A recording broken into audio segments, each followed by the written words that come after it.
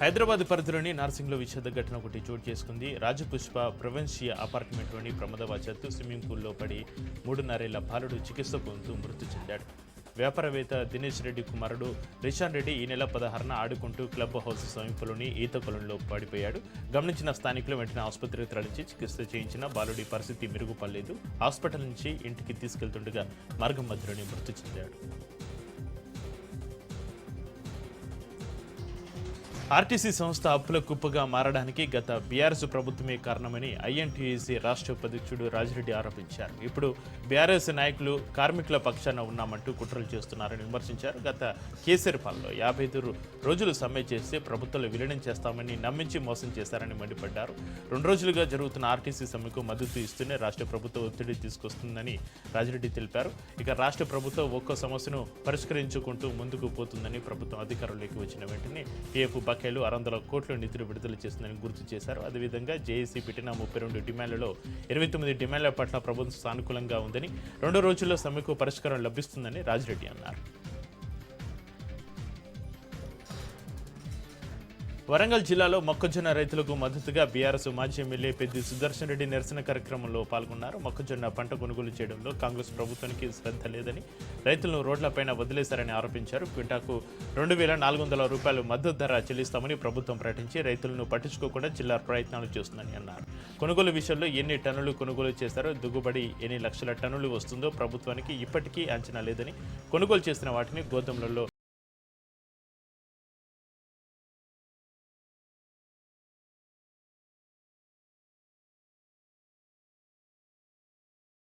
ఘటన ఏలూరు జిల్లా ద్వారక తిరుమల మండలం ఐఎస్ రాఘోపురంలో చోటు చేసుకుంది. దీంతో ప్రేమ పెళ్లి చేసుకున్న జంటపైన యువతి తల్లిదండ్రులు దాడికి దిగబడ్డారు. 7 ఏళ్లుగా ప్రేమించుకున్న జంట ప్రేమ వివాహం చేసుకున్నారు. వివాహం అయిన తర్వాత పోలీస్ స్టేషన్కు వెళ్లి పద్మ తల్లిదండ్రుల నుంచి తమకు ప్రాణహాని ఉందని ఫిర్యాదు చేశారు.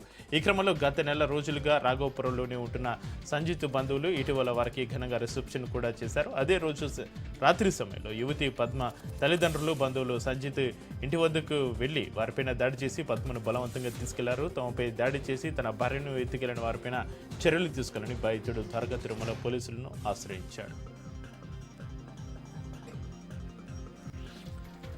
కాళేశ్వరం ప్రాజెక్టుకు హైకోర్టు ఇచ్చిన తీర్పును స్వాగతిస్తూ కొడిమ్యాల మండల కేంద్రంలో బీఆర్ఎస్ శ్రేణులు సంబరాలు చేసుకున్నారు. మాజీ సీఎం కేసీఆర్ పెళ్లి రోజు సందర్భంగా మండల అధ్యక్షుడు పులి వెంకటేశ్వర ఆధ్వర్యంలో కేక్ కట్ చేసి రోగులకు పండ్లు పంపిణీ చేశారు. హైకోర్టు తీర్పు కాంగ్రెస్ ప్రభుత్వానికి గట్టి ఎదురుదెబ్బగా మారిందని బీఆర్ఎస్ నేత వెంకటేశ్వర అన్నారు. పీసీ కోశ కమిషన్ నివేదిక అసిత్తాలతోటి నిండిందని విమర్శించారు. ఇక నుంచి కమిషన్ల పేరుతోటి కాలయాపన మానేసి మరమ్మతులు చేపట్టి రాష్ట్రంలో చెరువులు నింపి పనిపైన దృష్టి పెట్టి కాళేశ్వరం ప్రాజెక్టుపైన అసత్య ప్రచారం మానుకోవాలని బీఆర్ఎస్ నాయకులు ప్రభుత్వాన్ని డిమాండ్ చేశారు.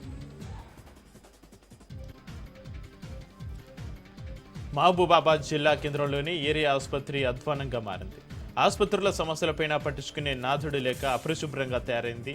కాన్పుల కోసం వచ్చే గర్భిణీ స్త్రీల పరిస్థితి మరీ దారుణంగా ఉంది. ఉక్కపోతుతోటి రోజుల వ్యవధిలో ఉన్న చిన్నపిల్లలు సరైన గాలి, ఏసీలు లేక వెక్కి వెక్కి ఏడుస్తున్న పరిస్థితి. దీంతో చేసేదేం లేక సొంతంగా టేబుల్ ఫ్యాన్లను కొనుగోలు చేసి హాస్పిటల్లో తమ వార్డులకు తెచ్చుకుని ఉపశమనం పొందుతున్నారు.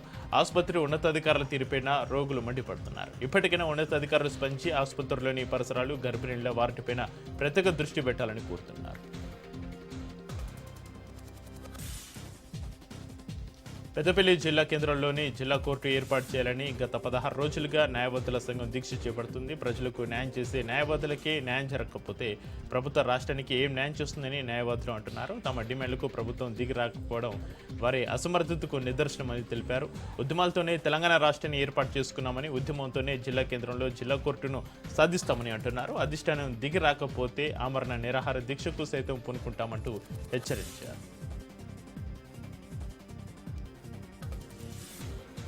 మాయమాటలను నమ్మి ఆర్టీసీ కార్మికులు తొందరపడొద్దని ఎమ్మెల్యే నాయని రాజేందర్ రెడ్డి సూచించారు. కార్మికుల సమస్యను పరిష్కరించేందుకే రాష్ట్ర ప్రభుత్వం చర్యలు చేపడుతుందని, అప్పటి వరకు కార్మికులు ఎవరు కూడా ఆందోళనలో చేపట్టొద్దని తెలిపారు. గత బీఆర్ఎస్ 10 ఏళ్ల హయాంలో జీతాలు రాకపోవడంతో కార్మికులతోటి కలిసి ఆందోళన చేపట్టిన సందర్భాలు ఉన్నాయని గుర్తు చేశారు.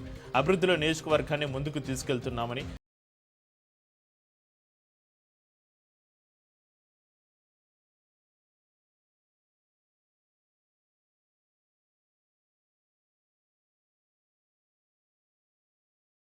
కుటుంబాలు టీడీపీలో చేరారు. పుట్టపర్తి ఎమ్మెల్యే పల్లె సుందరారెడ్డి సమక్షంలో మాజీ మంత్రి పల్లె రఘునాథ్ రెడ్డి టీడీపీ కండువులు కప్పి పార్టీలోకి ఆహ్వానించారు. ప్రజల అభిమానం రోజురోజుకి టీడీపీ వైపు పెరుగుతుందని, సీఎం నాయకత్వంలో రాష్ట్రం అభివృద్ధి పథంలో దూసుకెళ్తుందని పల్లె సుందరారెడ్డి అన్నారు.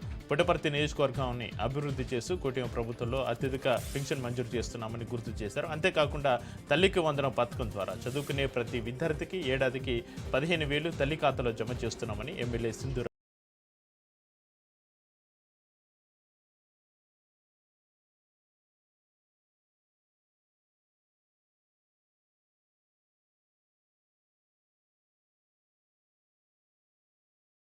రెడ్డి అనే యువకుడు ఆత్మహత్య చేసుకున్నాడు.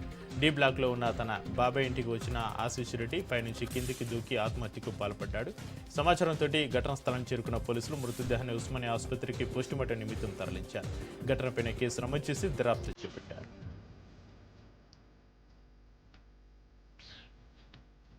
పెద్దపల్లి జిల్లా మంతుని ఆర్టీసీ డిపో వద్ద ఆర్టీసీ కార్మికులు చేస్తున్న అసెంబ్లీలో బీఆర్ఎస్ మాజీ ఎమ్మెల్యే పుట్ట మధు పాల్గొని సంఘీభావం తెలిపారు.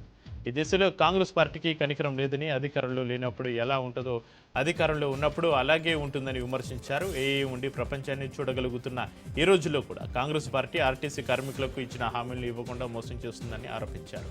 ఇండస్ట్రియల్ డిస్ట్రిబ్యూషన్ యాక్ట్ 1947లో కార్మికుల హక్కులకు శ్రీకారం చుట్టారని, న్యాయబద్ధంగా చేస్తున్నప్పటికీ కార్మికులు పోలీసులు ఇబ్బందులకు గురి చేస్తున్నారని పుట్ట మధు అన్నారు. ఆర్టీసీ కార్మికులు చేసే సమ్మె న్యాయబద్ధమైందని, కాంగ్రెస్ ప్రభుత్వం వారి డిమాండ్లను నెరవేర్చాలని డిమాండ్ చేశారు. ఇరాన్ దేశంలో ప్రజలను అతి కిరాతకంగా శత్రు దేశం పట్టున పెట్టుకుంటుందని ఇరాన్ సుప్రీం లీడర్ ధోతివేత్త అబ్దుల్ హకీం అన్నారు.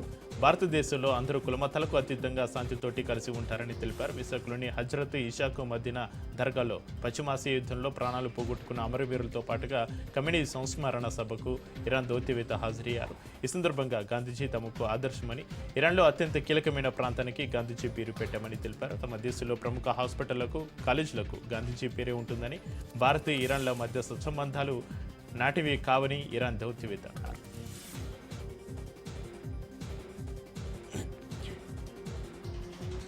కుకటిపల్లిలో కల్తీ వ్యాపారాన్ని ఎస్ఓటి పోలీసులు గుట్టురట్టు చేశారు. వాడిన హానికరమైన నూనెతోటి ఫ్రైడ్ ఆనియన్స్ తయారు చేసి హోటళ్లకు సరఫరా చేస్తున్నట్లుగా పక్కా సమాచారంతో కైతలాపూర్లోని కుక్కటిపల్లి ఎస్ఓటి పోలీసులు ఫుడ్ ఇన్స్పెక్టర్తో పాటుగా సోదాలు నిర్వహించారు.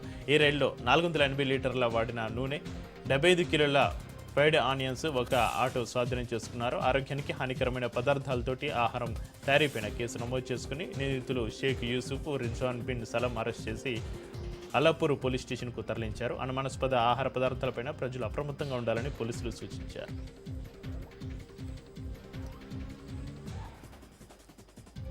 మహబూబాబాద్ జిల్లా గూడూరు మండల కేంద్రంలో ఉధృత పరిస్థితి చోటు చేసుకుంది. తమ పంటను కొనుగోలు చేయడంలో అధికారులు జాప్యం చేస్తున్నారంటూ మొక్కజొన్న రైతులు ఆగ్రహం వ్యక్తం చేస్తున్నారు.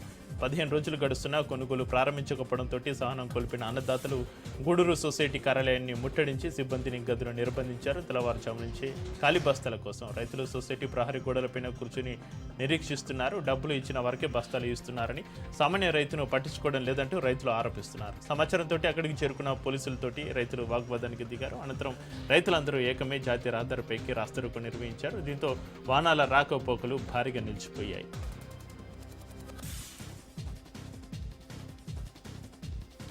జగిత్యాల జిల్లాలో రైతుల సమస్యలు మరోసారి వెలుగులోకి వచ్చాయి. మొక్కజొన్న కొనుగోలు జాప్యంతో రైతులు తీవ్రంగా ఇబ్బంది పడుతున్నారు. ఇబ్రహీంపట్నం వ్యవసాయ మార్కెట్ యార్డ్లో మొక్కజొన్న కొనుగోలు కేంద్రాన్ని సందర్శించిన ఎమ్మెల్యే సంజయ్ అక్కడి పరిస్థితులపై అసంతృప్తి వ్యక్తం చేశారు. యార్డ్లో కొనుగోళ్లు నత్తనడకన సాగుతున్నాయని మండిపడ్డారు. వెంటనే కొనుగోలు వేగవంతం చేసి రైతులను ఆదుకోవాలని ప్రభుత్వాన్ని డిమాండ్ చేశారు ఎమ్మెల్యే సంజయ్.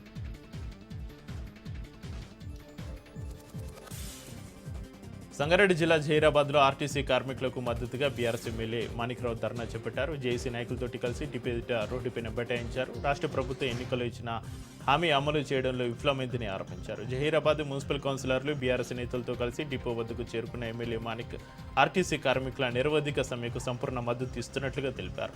కార్మికుల న్యాయమైన డిమాండ్లు పరిష్కారం అయ్యే వరకు వారికి అండగా ఉంటామంటూ భరోసా ఇచ్చారు.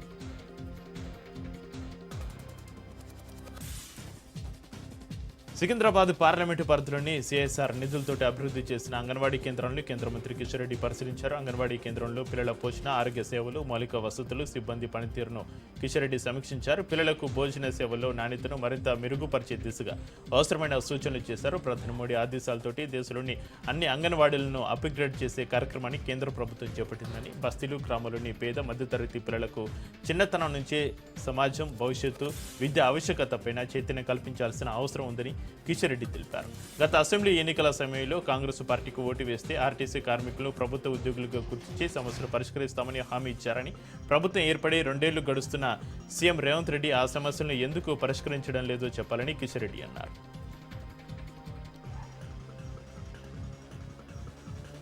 తిరుపతి జిల్లా నగరి నియోజకవర్గంలోని వడమాలపేట ఎంపీడీఓ కార్యాలయంలో స్థానిక అధికారులతోటి ఏపీ రాష్ట్ర సీఎంఓ కమిషనర్ రామావత్ ముఖాముఖి కార్యక్రమాన్ని చేపట్టారు. అధికార యంత్రాంగం సెన్సస్ ద్వారా ప్రజలకు అవగాహన కల్పించి డేటాను కలెక్ట్ చేయాలని సూచించారు. వడమాలపేట ఎంఆర్ఓ కార్యాలయంలో నిర్వహించిన సెన్సస్ కార్యక్రమంలో జిల్లా కలెక్టర్ వెంకటేశ్వర్లు ప్రత్యేక బృందంతో కలిసి పాల్గొన్నారు.